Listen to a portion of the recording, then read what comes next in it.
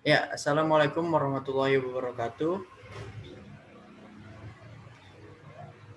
Kami dari Fakultas Ekonomi, Program Studi Pendidikan Ekonomi, Konsentrasi Pendidikan Akuntansi pada tahun 2018, Universitas Negeri Jakarta. Pada kesempatan kali ini kami akan mempresentasikan mengenai etika dalam hubungan antar perusahaan. Sebelumnya kami terdiri dari 3 orang, yaitu yang pertama ada saya, Reza Ramadan, yang kedua teman saya ada Nur Rizati, dan yang ketiga ada Wanda Pratiwi. Next.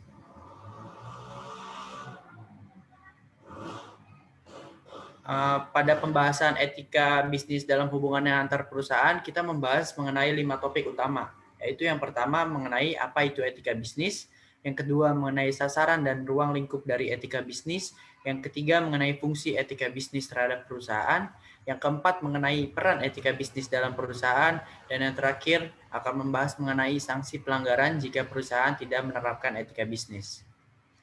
Untuk yang pertama, kita akan membahas mengenai apa itu dari etika bisnis. Etika bisnis merupakan sebuah kata yang terdiri dari 2 kalimat utama, yaitu etika dan bisnis. Untuk etika sendiri berasal dari bahasa Yunani kuno, yang disebut dengan etikos, yang artinya adalah timbul dari kebiasaan. Nah, etika adalah sebuah cabang utama filsafat yang mempelajari nilai atau kualitas. Etika mencakup analisis dan penerapan konsep seperti benar dan salah, baik dan buruk, dan juga konsep mengenai tanggung jawab. Dengan begitu, etika adalah ilmu yang berkenaan tentang hak yang buruk dan tentang hak dan kewajiban moral. Sedangkan bisnis sendiri merupakan suatu aktivitas yang mengarahkan pada peningkatan nilai tambah melalui proses penyerahan jasa, perdagangan, ataupun pengolahan barang. Dengan begitu, dapat kita artikan pula bahwa bisnis adalah suatu organisasi ataupun individu yang tentunya melakukan kegiatan jual beli barang ataupun aktivitas produksi lainnya dengan tujuan dan maksud untuk memperoleh keuntungan. Dari pengertian dari etika dan bisnis tersebut dapat kita simpulkan bahwasanya etika bisnis adalah sebuah segmen etika terapan yang mencoba untuk mengontrol dan memeriksa pengaturan moral dan etika dari perusahaan. Etika bisnis dalam perusahaan memiliki peran yang sangat penting tentunya. Bahkan dapat dikatakan bahwa suatu perusahaan akan berhasil bukan hanya dilihat dari moral dan manajemen yang baik saja, tetapi juga dilihat dari etika bisnis perusahaan tersebut. Next.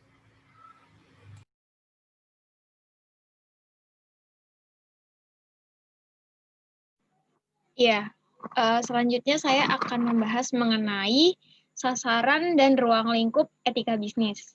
Sasaran dan ruang lingkup etika bisnis terbagi menjadi 3, yaitu yang pertama adalah etika bisnis dan sistem ekonomi, yang kedua adalah etika bisnis untuk masyarakat, dan yang ketiga adalah etika bisnis sebagai etika profesi. Nah, saya akan membahas yang pertama terlebih dahulu.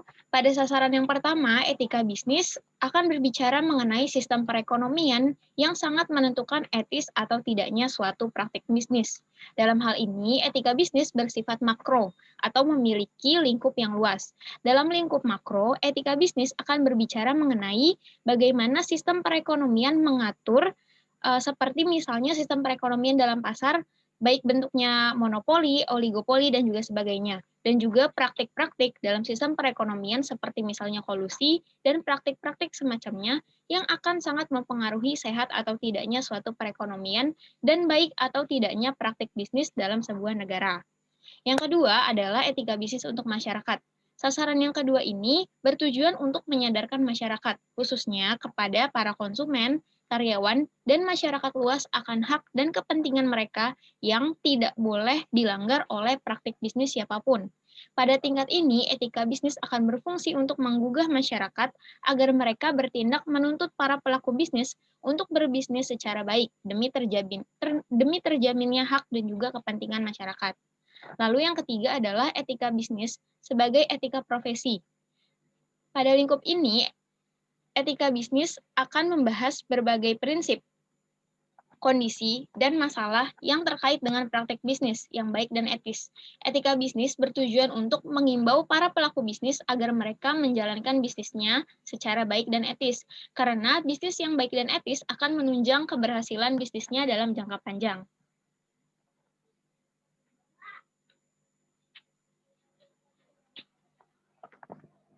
selanjutnya. Ya, untuk selanjutnya ada fungsi etika bisnis terhadap perusahaan. Etika bisnis tentunya memiliki fungsi yang berpengaruh terhadap kemajuan dari perusahaan itu sendiri. Permasalahan etika bisnis yang terjadi di perusahaan sangat bervariasi antara fungsi perusahaan yang satu dengan fungsi perusahaan lainnya. Jadi etika bisnis itu sendiri memiliki permasalahan dan juga fungsi yang saling berkaitan. Ada 4 fungsi etika bisnis yang dijabarkan berdasarkan permasalahan yang ada pada etika bisnis. Yang pertama, etika bisnis di bidang akuntansi. Fungsi akuntansi, seperti yang kita tahu semua, bahwa merupakan sebuah komponen yang sangat penting bagi perusahaan.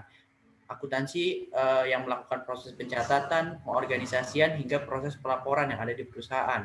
Dengan demikian, kejujuran, integritas, dan akurasi dalam melakukan kegiatan akuntansi merupakan suatu syarat yang mutlak yang harus diterapkan oleh fungsi akuntansi. Salah satu praktik akuntansi yang dianggap tidak etis, misalnya penyusunan pelaporan keuangan yang berbeda untuk berbagai pihak yang berbeda dengan tujuan untuk memperoleh keuntungan dari penyusunan laporan keuangan tersebut. Yang kedua adalah etika bisnis di bidang keuangan, atau juga biasa disebut dengan financial ethics. Permasalahan keuangan yang berasal dari pelaksanaan fungsi keuangan yang dijalankan secara tidak etis telah menimbulkan berbagai kerugian bagi para investor.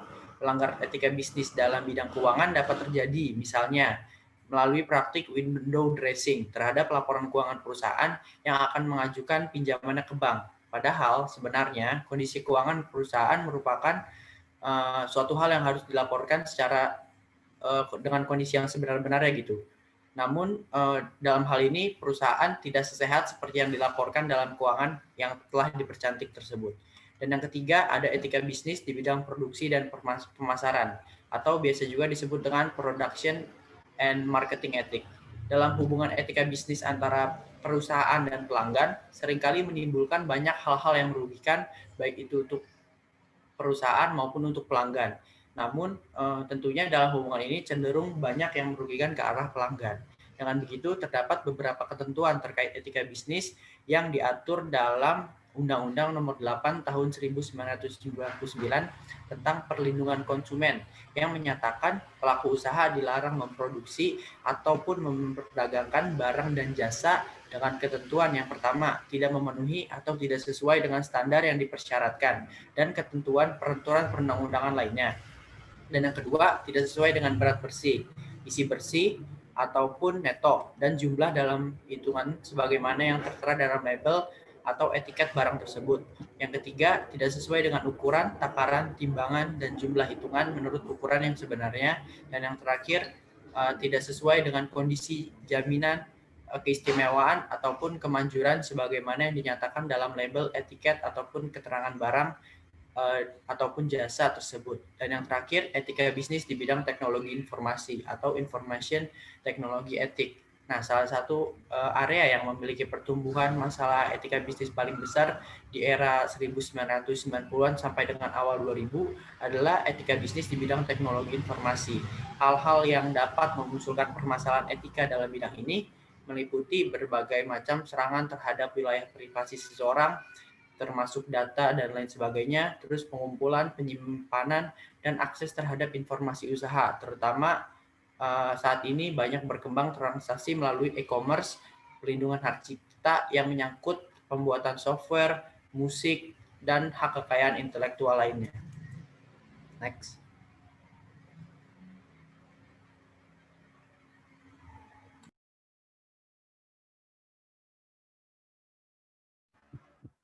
Oke, selanjutnya ada peran etika bisnis dalam perusahaan. Perannya itu adalah untuk membentuk suatu perusahaan yang kokoh dan memiliki daya saing yang tinggi serta mempunyai kemampuan menciptakan nilai atau value creation yang tinggi. Dan etika bisnis itu adalah segmen etika terapan yang mencoba untuk mengontrol dan memeriksa pengaturan moral dan etika perusahaan. Next.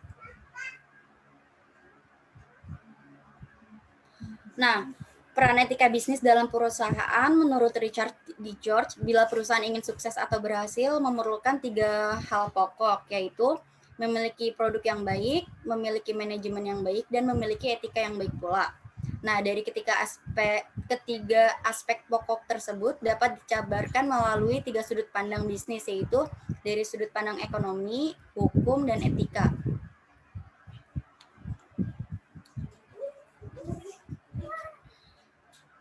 Next. Oke. Dari sudut pandang ekonomisnya, bisnis dikatakan sebagai kegiatan ekonomis. Yang terjadi di sini adalah adanya interaksi antara produsen atau perusahaan dengan pekerja, produsen dengan konsumen, produsen dengan produsen dalam sebuah organisasi. Dari sudut pandang ekonomis, good business atau bisnis yang baik adalah bisnis yang bukan saja menguntungkan, tapi juga bisnis yang berkualitas etis. Dari sudut pandang etikanya, dalam bisnis pasti akan berorientasi pada profit. Namun keuntungan yang diperoleh tersebut justru akan tidak boleh merugikan pihak lain. Dan dari sudut pandang hukumnya, seperti etika, hukum juga merupakan sudut pandang normatif karena menetapkan apa yang harus dilakukan atau tidak boleh dilakukan. Dan dari segi normanya, hukum lebih jelas dan lebih pasti daripada etika karena peraturan hukum dituliskan hitam di atas putih dan ada sanksi tertentu bila terjadi pelanggaran. Next. Nah, sanksi pelanggaran jika perusahaan tidak menerapkan etika bisnis. Pengenaan sanksi atas bentuk-bentuk pelanggaran yang dilakukan oleh komisaris dan direksi berpedoman pada anggaran dasar perusahaan dan keputusan RUPS. Sedangkan pengenaan sanksi terhadap pegawai perusahaan dilakukan sesuai dengan kesepakatan dalam peraturan disiplin pegawai atau PDP maupun aturan kepegawaian yang berlaku.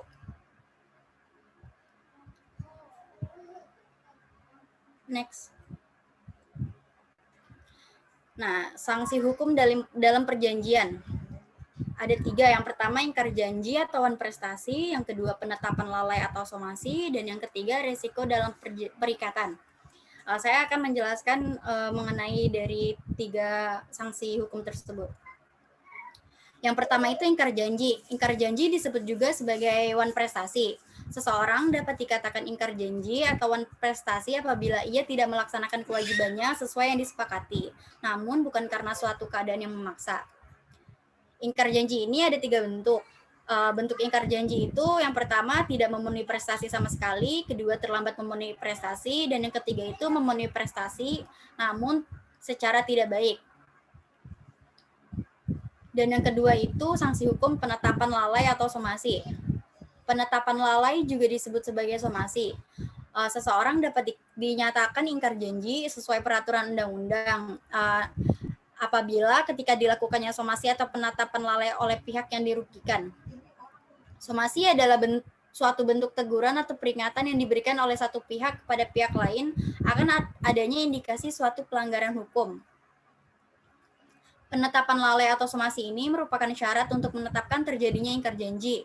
Tapi ada jalan bagi pihak yang disomasi untuk terbebas dari sanksi, yaitu dengan cara membuktikan bahwa ketidakmampuannya dalam memenuhi kewajibannya tersebut bukan karena hal yang disengaja atau lalai, melainkan karena keadaan yang memaksa.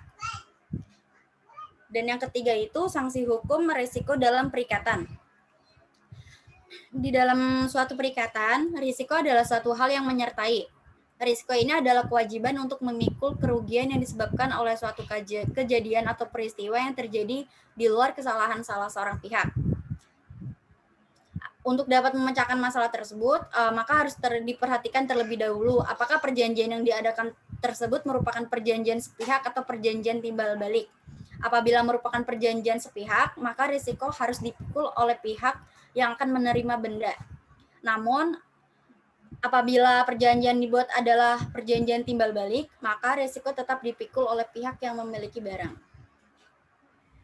Ya, sekian apa yang dapat kami sampaikan pada presentasi mengenai etika bisnis dalam lingkungan perusahaan. Semoga apa yang kami sampaikan dapat bermanfaat. Mohon maaf apabila ada kesalahan kata, baik itu berupa materi maupun beberapa kata yang terselip. Kurang lebihnya mohon maaf. Wassalamualaikum warahmatullahi wabarakatuh.